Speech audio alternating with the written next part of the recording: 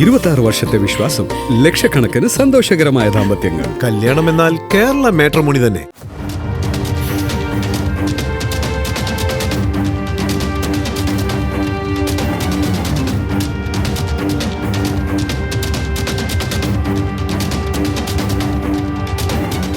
പാലക്കാട് മുണ്ടൂരിൽ ഇക്കഴിഞ്ഞ 10-ാം തീയതിയാണ് സംഭവമുണ്ടായത്. പാലക്കാട് പട്ടഞ്ചേരി സ്വദേശി 28 വയസ്സുകാരൻ ജിഷ്ണുവിന് നേരെയാണ് അക്രമം നടന്നത്. ജിഷ്ണുവും സുഹൃത്തുക്കളും സഞ്ചരിച്ച കാറിൽ ജീപ്പ് കൊണ്ട് പലതവണ ഇടിക്കുകയായിരുന്നു. കാഞ്ഞിക്കുളം പെട്രോൾ പമ്പിൽ വെച്ചാണ് അക്രമമുണ്ടായത്.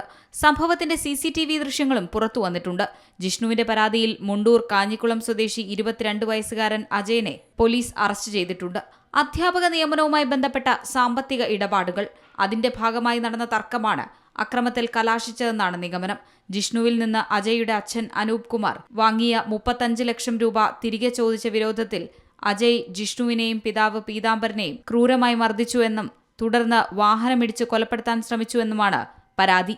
കൊലപാതക ശ്രമം, അപകടകരമായ രീതിയിൽ വാഹനമോടിക്കൽ തുടങ്ങിയ വകുപ്പുകൾ ചേർത്താണ് പ്രതിക്കെതിരെ പോലീസ് കേസെടുത്തത്. കോടതിയിൽ ഹാജരാക്കിയ പ്രതിയെ റിമാൻഡ് ചെയ്തിട്ടുണ്ട്. C Malayalam news, Palakkad.